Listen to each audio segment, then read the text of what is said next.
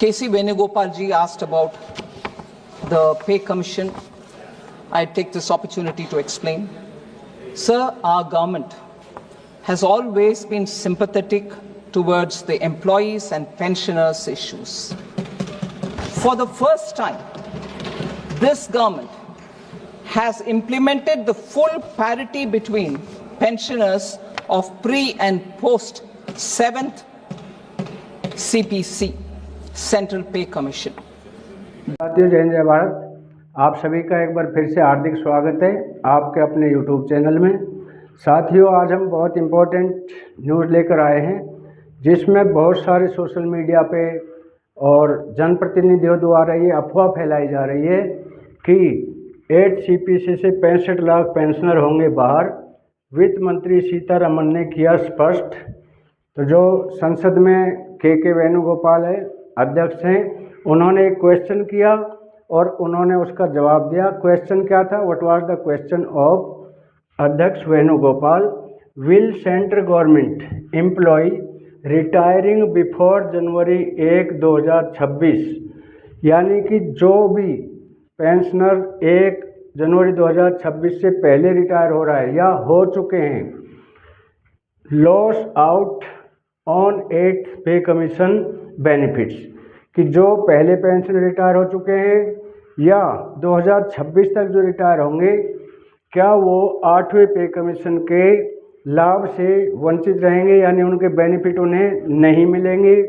ये इन्होंने वित्त मंत्री से सवाल पूछा और मैं इनका जवाब सुनवाऊंगा, हिंदी में सुनवाऊंगा, क्योंकि हमारे मैक्सिमम व्यूअर हिंदी भाषी हैं, हिंदी क्षेत्र से रहने वाले हैं, इसलिए इन्होंने जो इंग्लिश में बताया मैं उसका हिंदी अनुवाद करूंगा और हिंदी में भी वित्त मंत्री सीतारमण ने इस क्वेश्चन का क्या जवाब दिया वो मैं आपको दिखाऊंगा।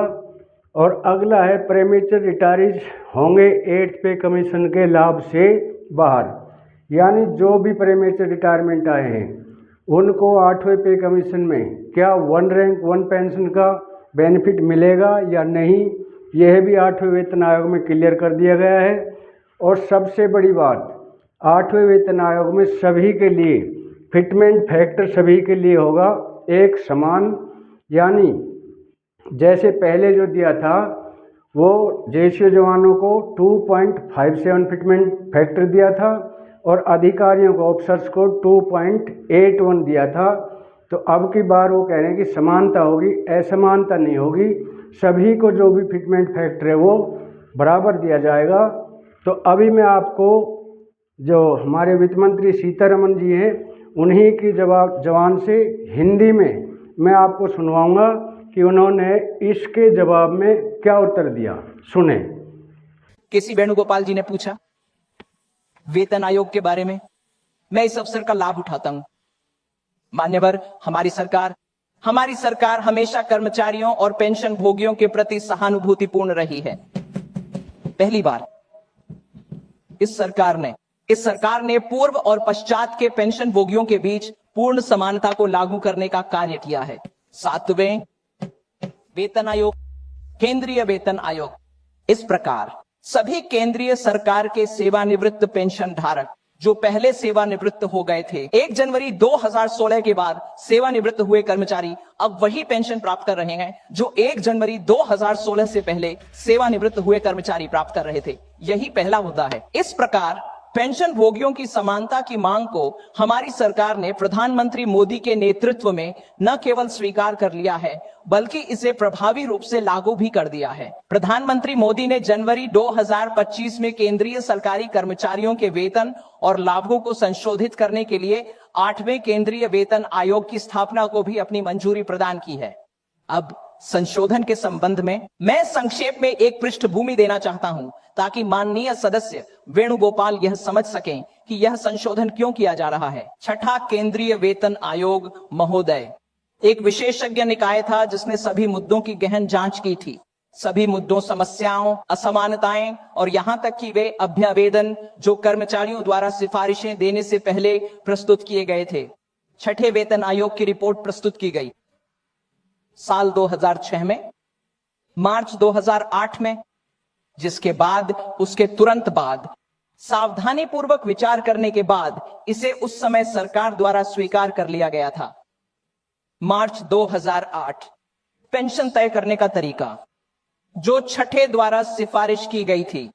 केंद्रीय वेतन आयोग, जो कि पिछले केंद्रीय वेतन आयोगों के समान ही था, इसलिए इसे मार्च 2008 में सरकार द्वारा स्वीकार कर लिया गया था। इस संशोधन द्वारा जो हम ला रहे हैं, हमारी सरकार वास्तव में मार्च 2008 में स्वीकृत किए गए को पुनः बहाल कर रही है और छठे वेतन आयोग की सिफारिशें, इसलिए सिफारिश का सम्मान किया जा रहा है और इसे विशेषज्ञ निकाय के रूप में मान्यता दी जा रही है। यह संशोधन का मुख्य उद्देश्य और लक्ष्य है जो इस विधेयक के माध्यम से पेश किया जा रहा है, ताकि 2008 में माननीय सदस्य वेणुगोपाल जानते होंगे कि सरकार ने इसे स्वीकार कर लिया था और आज हम इसे पुनः स्थापित कर रहे हैं 16 साल बाद। हाँ बिल्कुल, माननीय सदस्य चिंता मत करें, मैं आपकी बात सुन रहा हूं। सदन को गुमराह कर रहे हैं, बैठे। माननीय सदस्य बैठिए, मैं बताता हूं। ऐसा क्यों था सर? 16 साल बाद क्यों?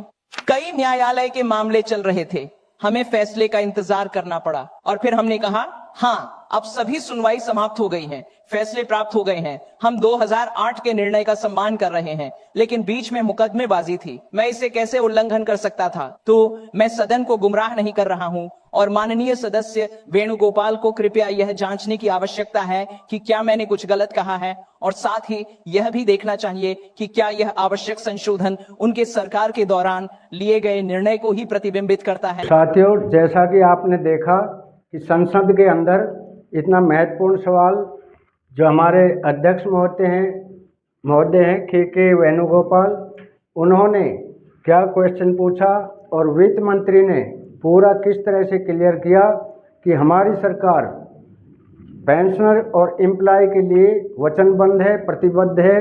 तो 8वां पे कमीशन उन्हें लाभ देने के लिए लिया गया है, ना कि उन्हें कोई नुकसान पहुंचाने के लिए। तो उन्होंने क्लियर कर दिया कि किसी भी भ्रमित ना हो, डरे नहीं, घबराए नहीं। हमारी सरकार हमेशा कर्मचारियों के पक्ष में है और कर्मचारियों के हक में है। हमारी सरकार द्वारा कोई भी ऐसा फैसला नहीं होगा जो कर्मचारियों के अनहित में हो, यानी हमारी सरकार जो भी फैसले लेगी वो कर्मचारी और पेंशनर के हित में होगा। हमारी सरकार का सबसे बड़ा एजेंडा है कर्मचारियों को खुश रखना, पेंशनर को उनकी सारी ज़रूरतों को देखना।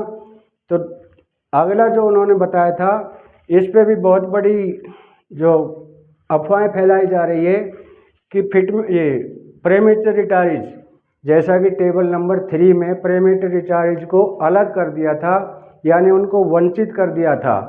तो अभी 8वें पे कमीशन में, जैसा कि फाइनेंस मिनिस्टर ने अपने एजेंडा पढ़ के सुनाया और उसमें बताया कि किसी भी प्रीमेच्योर रिटायरीज को हम उनके लाभों से वंचित नहीं करेंगे। यानी 8वें पे कमीशन में जो प्रीमेच्योर रिटायरीज है उनको भी उनका पेंशन का बेनिफिट दिया जाएगा, यानी 1 रैंक 1 पेंशन।